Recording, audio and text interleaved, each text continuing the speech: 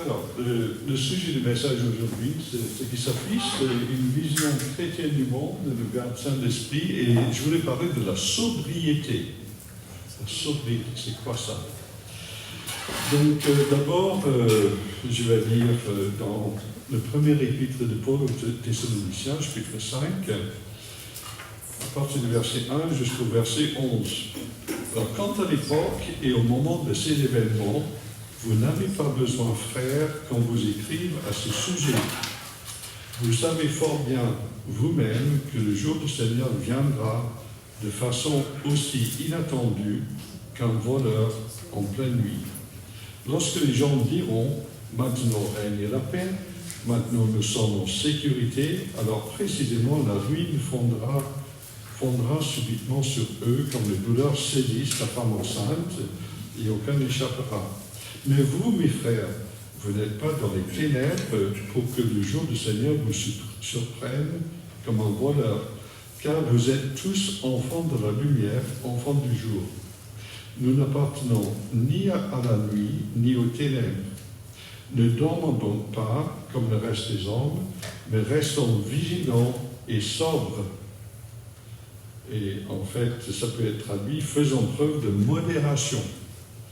Ceux qui dorment, dorment la nuit, et ceux qui s'enivrent la nuit. Mais nous, qui sommes enfants du jour, soyons sobres, revêtons-nous de la cuirasse de la foi et de l'amour, et mettons le casque de l'espérance du salut, car Dieu ne nous a pas destinés à connaître sa colère, mais à posséder le salut par notre Seigneur Jésus-Christ. Il est mort pour nous, afin que, vivants ou morts, nous entrions ensemble avec lui dans la vie. C'est pourquoi encouragez-vous les uns les autres et aidez-vous mutuellement à grandir dans la foi comme vous le faites déjà. Donc je vais vous donner le plan du message. J'ai pris ce livre.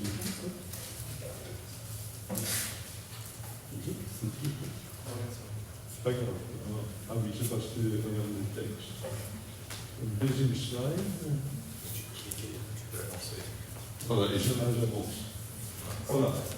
Alors, le plan. Donc, je vais faire une petite introduction pour dire pourquoi je parle de ce sujet. Ensuite, on va essayer de voir en quoi consiste la sobriété. Ensuite, pourquoi vivre dans le monde avec sobriété et quels sont les résultats de la sobriété. Et avec un petit mot d'ordre à la fin. Donc, l'introduction. Excusez-moi. Nous vivons dans un monde qui sollicite notre attention à tout instant. On dirait qu'il y a une bataille permanente pour notre attention. Les chaînes d'information continues nous poussent à la consommation. Qu'est-ce qui va se passer maintenant? On joue sur le peur, il y a du bruit des guerres, des bruits de paix. Dans un monde incertain, on cherche à voir si la stabilité, si la normalité va revenir. On joue sur notre curiosité avec des titres de journaux racoleurs ou sur Internet, on voit ça, et on clique et on se perd dans des publicités et on découvre qu'il n'y a rien à voir, nous avons juste perdu notre temps. Nous subissons des stratégies de surinformation qui parfois sont des écrans de fumée pour détourner notre attention d'autres choses plus graves. Qu'en fait un illusionniste pour que nous ne voyions pas ce qu'il fait réellement? Il y a des feux et des contre-feux qui sont allumés. Nos propres billets de pensée sont un piège, car les algorithmes nous servent de plus en plus ce qui va dans le sens de notre propre pensée, et notre esprit critique s'ébouche. On essaye de nous mettre en colère et d'entretenir notre colère. On peut être piégé même par ses propres centres d'intérêt. Cela fera plus de likes, et plus l'affiche elle est grosse, plus cela attire notre attention. Le chrétien ne doit aucunement être étonné ni du cours du monde, ni de l'entreprise de séduction à notre égard. Dans Éphésiens chapitre 2, les versets 1 à 3, nous pouvons lire « Autrefois, vous étiez morts à cause de vos fautes et de vos péchés. Par ces actes, vous conformiez alors votre manière de vivre à celle de ce monde et vous suiviez les chefs des puissances spirituelles mauvaises cet esprit qui agit maintenant dans les hommes rebelles à Dieu. Il y a une personne qui veut nous noyer dans les mensonges, dans les craintes et dans les peurs, c'est le diable. Il veut captiver l'âme des croyants, il inspire le fonctionnement du monde. Alors je ferai un aveu personnel que je suis assez friand de géopolitique. Je suis de moins en moins quand même, mais bon, on verra, ça reviendra. Et j'aime bien chercher à comprendre ce qui se passe dans le monde. Je reconnais que souvent, il n'y a pas de plus grande illustration de la perversité de l'homme sans Dieu que d'analyser l'actualité. Combien de dirigeants se croient au-dessus des lois et intouchables? Leurs décisions entraînent combien de morts pour rien? Combien de justifications de pire au nom de ceci et de cela? Le monde restera monde tant qu'il ne se réconcilie pas avec Dieu. Donc on peut être comme, vous connaissez ce tableau de Munch, le cri, qui a été vendu apparemment un exemplaire à 120 millions de dollars, je crois. C'est le tableau plus cher. Et on peut se sentir comme ça dans le monde aujourd'hui. Et le monde restera monde tant qu'il ne se réconcilie pas avec Dieu. Pour garder un esprit sain dans le monde dans lequel nous vivons, nous avons besoin d'ajuster nos lunettes pour voir le monde au travers de ce que dit la parole de Dieu, la Bible. Je propose que la première chose qui nous incite à la sobriété, justement, c'est une bonne compréhension biblique de ce monde qui nous entoure. Essayons de comprendre ce que la Bible dit quand elle nous invite à la sobriété. Donc on va parler de ce mot sobriété.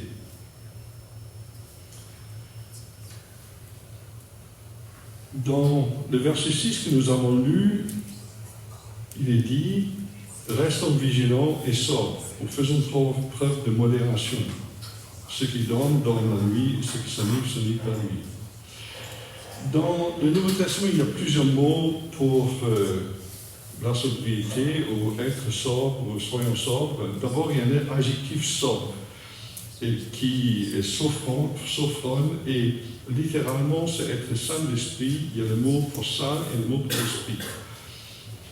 Par ailleurs, ce mot est traduit par la maîtrise de soi.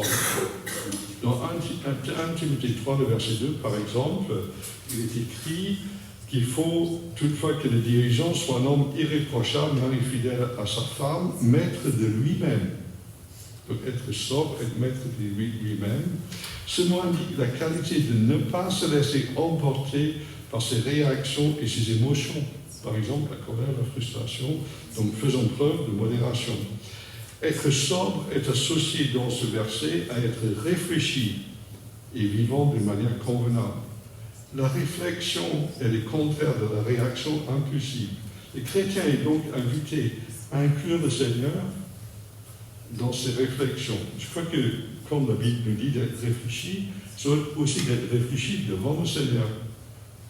Dans 2 Corinthiens 10, versets 4 et 5, nous pouvons lire « Oui, nous renversons les faux raisonnements, ainsi que tout ce qui se dresse prétentieusement contre la connaissance de Dieu, et nous faisons prisonnière toute pensée pour l'amener à obéir au Christ. » Et je propose que cette manière réfléchie d'aborder notre vie comporte un volet comprendre la volonté du Seigneur et mettre les choses devant le Seigneur. Demander au Seigneur d'avoir sa vision de ce qui se passe dans chaque circonstance, de prendre le temps de nous maîtriser nos émotions et de chercher sa volonté.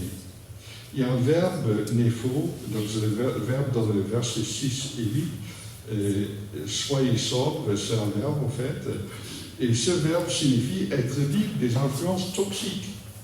Alors là, on peut penser, bien sûr, que l'on parle d'être sobre par rapport à l'alcool, par rapport à la drogue, mais on peut penser que tout ce qui cherche à nous manipuler est toxique. Ça peut être les réseaux sociaux, les théories de complot, ça peut être beaucoup de choses, et on nous demande d'être libre d'influences toxiques. Le verbe dans le verset 6 sobre est associé à être vigilant. Donc c'est important d'être vigilant et sobre, de dire que cette influence que je subis, il y a quelque chose derrière. Il ne faut pas penser que tout est bienfaisant et bienveillant à mon égard. Il y a un autre verbe, sophronio, dans Romains 12, verset 3, qui nous parle de ne pas être prétentieux, mais d'avoir une sage appréciation de nous-mêmes, de ne pas se penser plus fort que ce qu'on est, ni de se dévaloriser par rapport à ce que Dieu veut pour nous, mais d'avoir cette idée juste de qui nous sommes aux yeux de Dieu, bien sûr en Christ et par la grâce. Maintenant, il y a le nom sobriété dans 1 Timothée 2, le verset 15, qui parle, je crois que des épouses, et non un jugement sain et la maîtrise de soi. Donc il y a toujours cette notion de maîtrise de soi. Il est intéressant que dans tous ces mots que j'ai évoqués, il y a la racine esprit. C'est dans notre tête que les choses se passent. Je dirais même que nous sommes invités à garder notre tête froide pour sauvegarder nos vies. Être sobre, c'est de ne pas se laisser alarmer par quoi que ce soit, gérer ses émotions, bien discerner les influences toxiques, se maîtriser, avoir une vision saine et réfléchie sur les événements et réagir avec modération. Mais pourquoi vivre dans le monde avec sobriété? Parce que le chrétien vit dans un monde hostile. Des versets 4 à 8 nous disent « Vous n'êtes pas dans les ténèbres, vous êtes tous enfants de la lumière, enfants du jour. Ne dormons donc pas, restons vigilants. » Notre passage associe la sobriété et la vigilance. Le chrétien est vigilant car il vit dans un monde hostile à Dieu et qui vit selon d'autres principes que celles de la parole de Dieu. Dans 1 Jean chapitre 2, dans le verset 15 à 17, nous pouvons lire, ce sont des versets bien connus, « N'aimez pas le monde, ni rien de ce qui fait partie de ce monde. Si quelqu'un aime le monde, l'amour pour le Père n'est pas en lui. En effet, tout ce qui fait partie du monde, les mauvais désirs qui animent l'homme livré à lui-même, la soif de posséder, ce qui attire des regards, et l'orgueil qui inspire des biens matériels, tout cela ne vient pas du Père, mais du monde. Or, le monde passe avec tous ses attraits de celui qui a compris la volonté de Dieu, demeure éternellement. Le monde décrit dans 1 Jean 2 est un système qui met en avant la satisfaction des désirs de l'homme non éclairé par Dieu. C'est un système qui entretient et excite le péché en entraînant l'être humain de plus en plus loin. C'est le monde qui veut faire sauter les contraintes pour que l'être humain puisse agir impunément selon ses désirs et ses passions. C'est le propre des puissants, ou souvent, pas tous les puissants, mais on peut penser qu'il y a beaucoup de puissants qui croient pouvoir agir impunément. Nous devons être vigilants par rapport à nous-mêmes et ce que le système autour de nous propose pour satisfaire nos aspirations. Vous verrez que dans ce passage, que l'attrait du monde, ça vient aussi de sa mise en relation avec le cœur de l'homme, les mauvais désirs de l'être humain. Et on sait que nous avons trois ennemis. Il y a la chair, ce qu'on appelle la chair, notre vie sans Dieu, si on n'a pas soumis notre vie à Dieu, il y a le monde et il y a le diable. Dans 1 Jean 5, verset 18, on parle du diable, on dit « le monde entier est sous la coupe du diable ». Alors vous allez me dire que c'est une vision très pessimiste que vous donnez là. Est-ce qu'il faut vraiment rien attendre du monde? Est-ce qu'il n'y a rien de bon dans le monde? En fait, ici, Jean, il parle de ce système qui encourage le péché et encourage la vie de l'homme sans Dieu. Mais tout ce qui est physiquement dans le monde n'est pas mauvais. Le monde est un monde créé par Dieu. Le monde a été créé bon. Bien sûr, il y a eu la chute. Et également, l'homme a été créé à l'image de Dieu, même si cette image a été altérée. Je pense que le chrétien doit reconnaître tout ce qui est bon, qui vient de la création de Dieu, Ils doivent aussi reconnaître tout ce qui relève de l'image de Dieu, quoique dégradé. Il peut s'associer à ceux qui veulent dénoncer l'injustice et la corruption. Il peut s'associer à ceux qui veulent soulager la souffrance. Il peut aider les victimes de catastrophes naturelles et de guerres. Il peut occuper le terrain de la réflexion éthique sur le mariage, la fin de vie, le bon usage de l'intelligence artificielle. Mais le cours normal de ce monde entretient l'homme dans sa rébellion contre Dieu. Et donc il ne faut pas se faire d'illusions quant à cela. Par contre, le chrétien, et ça fera l'objet de notre message, est appelé à être sel de la terre et lumière du monde. Alors, la deuxième raison pour être sobre dans ce monde, c'est parce que le chrétien a changé fondamentalement d'orientation de vie. La sobriété est associée au passage du chrétien des ténèbres à la lumière. Éphésiens 5, verset 8 dit « Autrefois, certes, vous apparteniez aux ténèbres, mais à présent, par votre union avec le Seigneur, vous appartenez à la lumière. Comportez-vous donc comme des enfants de la lumière, car ce que produit la lumière, c'est tout ce qui est bon, juste et vrai. » Effectivement, si on cherche ce qui est bon, juste et vrai, on ne peut pas se tromper. Comme les enfants de lumière, efforcez-vous de discerner ce qui plaît au Seigneur. Est-ce que c'est ça ma volonté?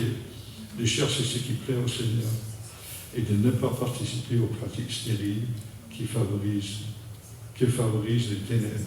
Le chrétien est passé par la conversion qui implique la reconnaissance de son état de pécheur, que Christ est mort pour lui en portant ce péché sur la croix, qu'il ne pouvait pas se sauver lui-même. Il a reculé qu'il était dans les ténèbres, il a mis sa confiance en Dieu, il a renoncé au monde, il demande à Dieu d'éclairer sa vie de sa lumière. Sa vision du monde a changé.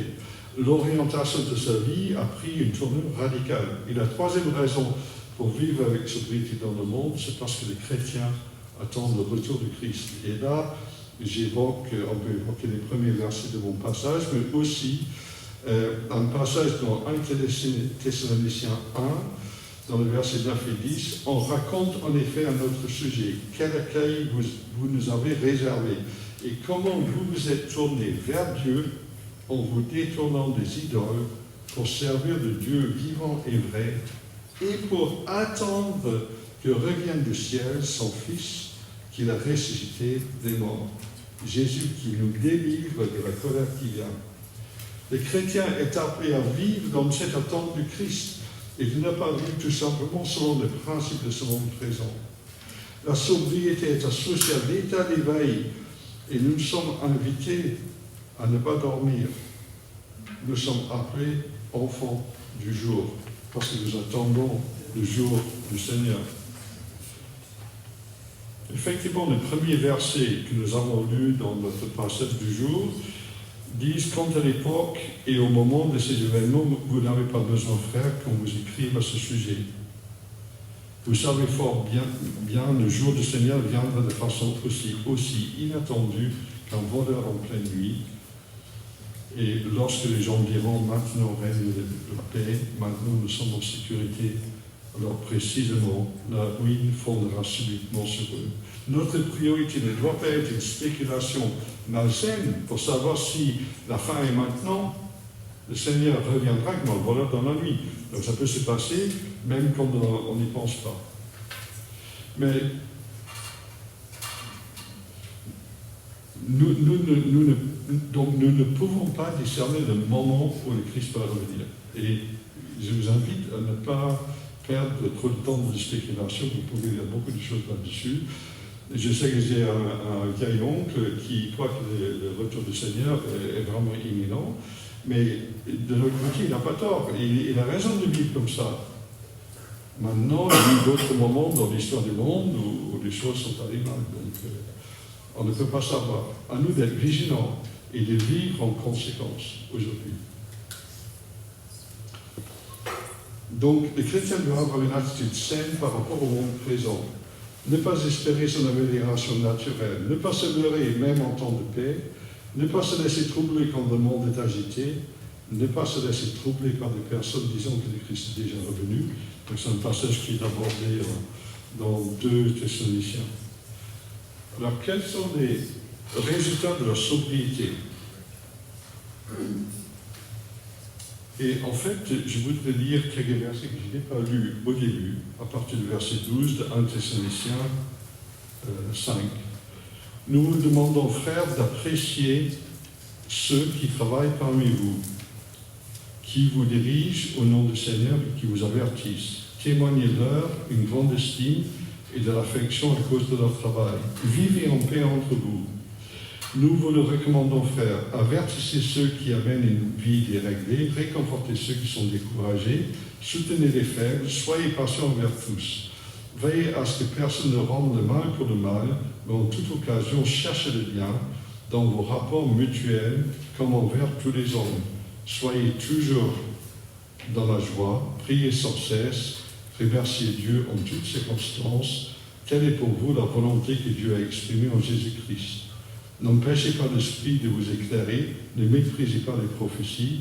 Au contraire, examinez toutes choses, retenez ce qui est bon, gardez-vous de ce qui est mauvais, sous quelque forme que ce soit. Donc, dans notre passage, on a vu que nous sommes encouragés à la foi, l'amour et l'espérance, dans le verset 8. Revêtons-nous de la cuirasse de la foi, de l'amour et de l'espérance de salut.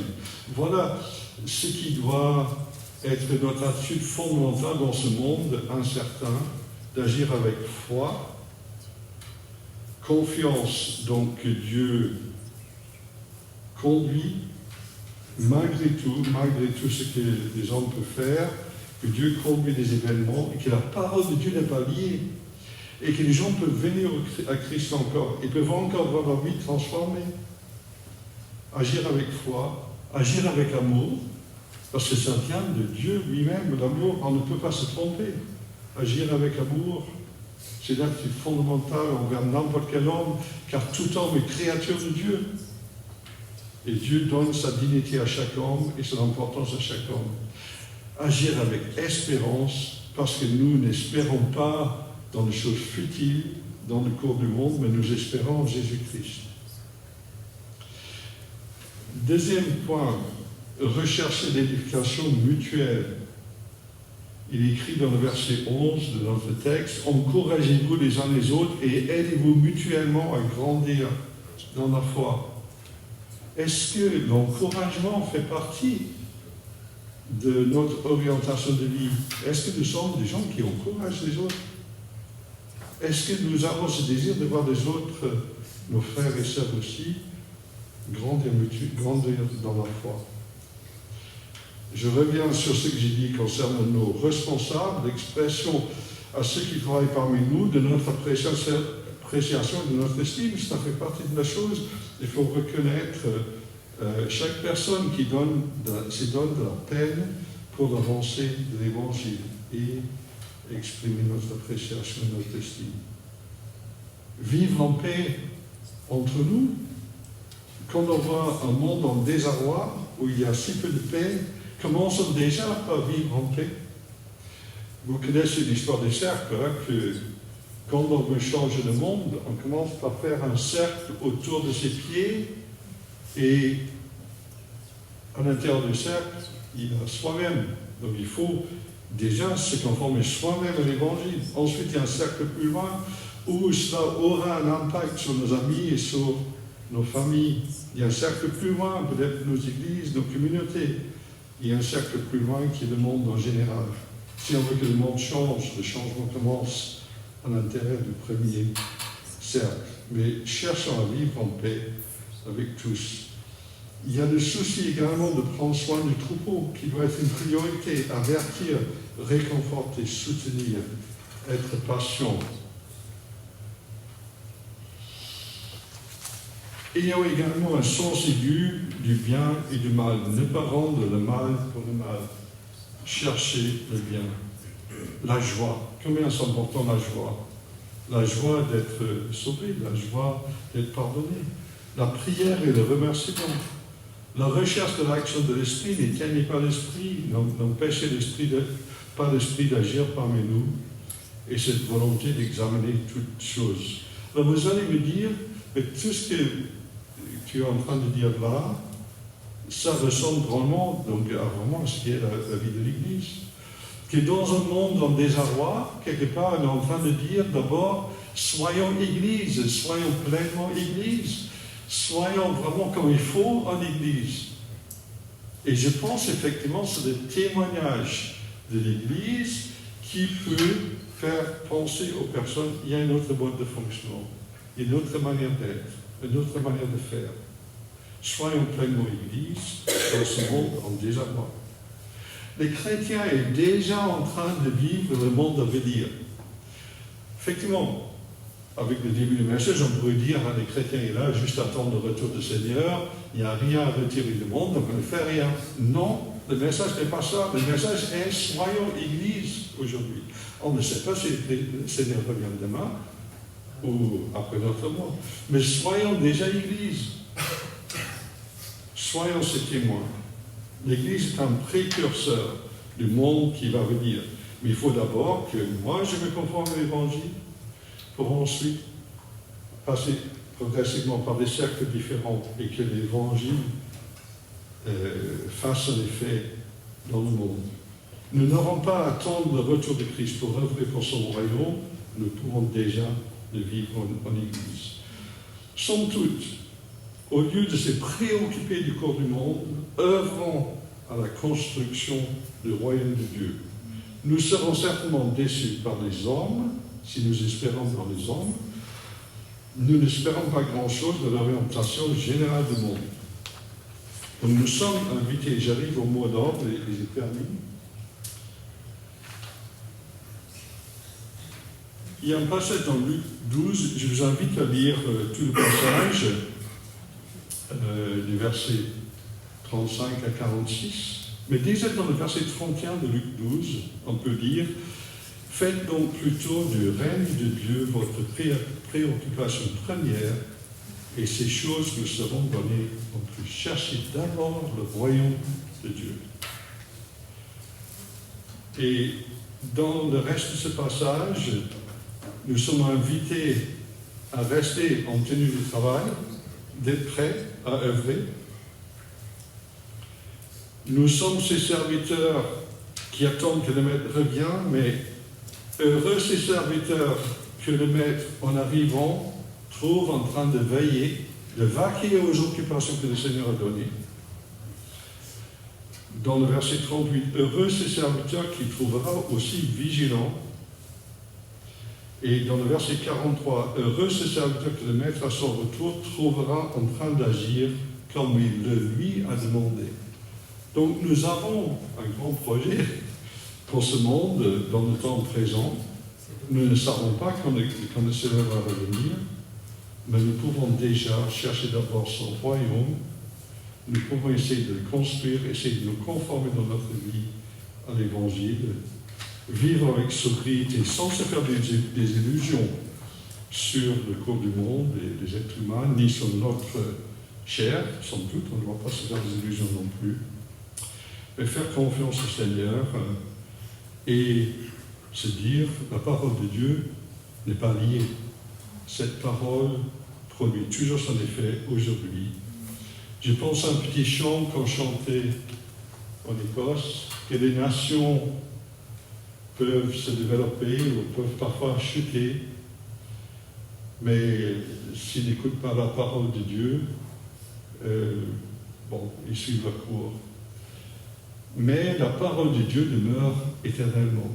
La parole de Dieu reste efficace. La parole de Dieu peut changer de vie. Donc, concentrons-nous plutôt sur ce ministère que le Seigneur nous a confié en attendant son retour.